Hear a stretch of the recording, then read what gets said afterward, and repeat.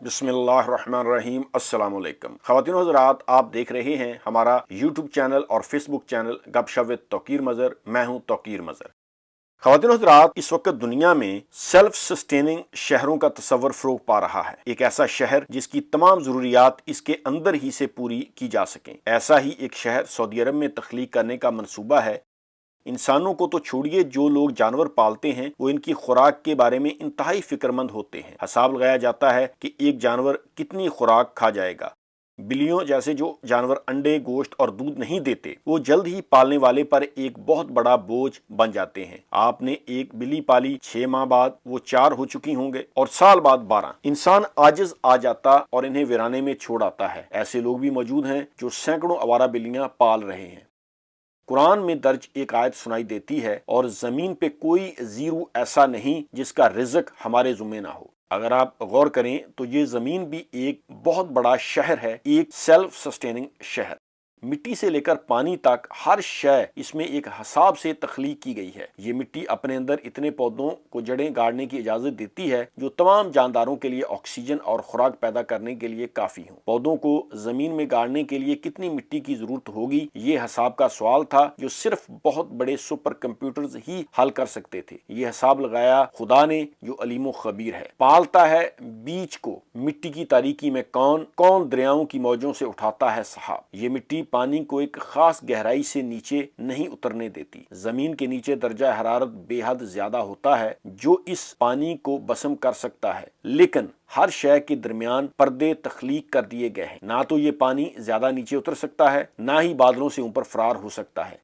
कभी कभी इंसान इस वक्त के बारे में सोचता है, खुदा जब ये दुनिया तख्लीक कर रहा था, एक नीलगू सियारे और हर किस्म की मखलूकात पैदा करने का फैसला हो चुका था। इनमें से एक मखलूक पर शरीयत उतरना थी। मखलूकात को पैदा करने से पहले कई चीजों का बंदोबस्त लाजिम था। ये बंदोबस्त था खुराक का और ऑक्सीजन समेत इन चीजों का जिनकी अपनी मखलूकात को अपनी जिंदगी के दौरान जरूरत पड़ना थी। अब आप बताएं कि एक सियारे पर इतनी ऑक्सीजन की मकदार का अंदाजा कैसे लगाया गया? जवाब, इल्म की बुनियाद पर। खुदा अलीमो खबीर है। मुकम्मल सही अंदाजा हिसाब किताब की मदद से ही लगाया जाता है। खुश्की और पानी के जानदारों को ऑक्सीजन जिस्म में ले जाने के लिए अलग अलग अज़ा की जरूरत थी। ये फेफड़े और गलफड़े किसने तख्लीक किए?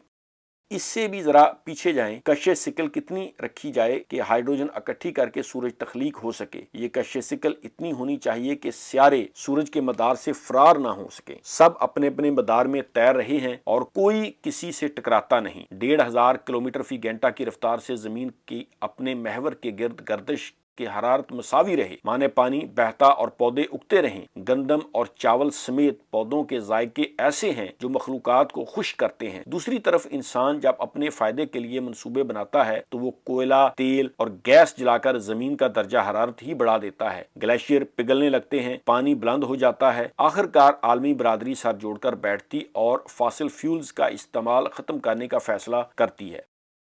प्लांक्टन और अलजी समेत पानी की फूड चेन मुख्तलिफ है और खुश्की की मुख्तलिफ। इस फूड चेन के जरिए मखलूकात को पौधे खाना थे, एक दूसरे का शिकार करना था। लेकिन इस तरह ये सिस्टम चलता रहे और एक्सटेंक्शन से मखलूकात बची रहे। मखलूकात का अलग अलग मेटाबॉलिज्म रेट बनाया गया। इंसानी बच्चा साल भर में कदम उठाना सीखता है। बिल्ली और बकरी इतने अरसे में खुद माँ बन जाती है। ये अलग अलग मेटाबॉलिज्म रेट क्या बेहिसाब ही बन गया। जमीन की अपने महवर के 1500 किलोमीटर की रफ्तार से हरकत, जमीन पे पौधों और ऑक्सीजन की मकदार, मिट्टी की मकदार, जमीन का सूरज से फासला, चांद का जमीन से फासला और जमीन पे पानी की हरकत समेत जिंदगी पे इसके मुफीद असरात, ये सब जिस खुदा ने तख्लीक किया, इसके बारे में हम अपने बच्चों को ये कहते हैं कि सोचे समझे बगैर इस पे ईमान लाओ। वजह हमारी अपनी कम इल्मी की वजह से पैदा होने वाला खौफ, ये खौफ के शायद खुदा साइंस नहीं जानता। नौज़बिल्लाह। जिस खुदा ने आसमान, सितारे और सियारे तख्लीक किए, वो जब मखलूक से कलाम करता है तो वो अपने पसंदीदा बंदों के बारे में कहता है जो खड़े बैठे और पहलू के बल लेटे हुए अल्लाह को याद करते हैं और वो आसमानों और जमीन की तख्लीक पर गौर करते हैं।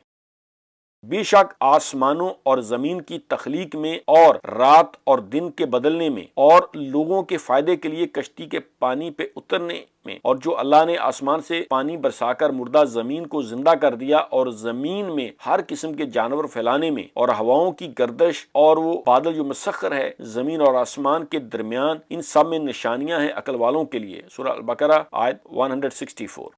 تو ہمیں اللہ کی پیدا کردہ زمین میں چلنا چاہیے، غور و فکر کرنی چاہیے کہ اللہ رب العزت نے یہ ساری زمین جو ہے یہ بے مقصد پیدا نہیں کی، اور ساری کائنات کا مالک اللہ رب العزت ہے جس نے ہر چیز کا حصہ مقرر کیا ہوا ہے۔ دوستو، میں امید کرتا ہوں آپ کو ویڈیو پسند آئی ہوگی۔ نیکسٹ ویڈیو تک کے لیے اجازت دیجیے۔ اللہ حافظ۔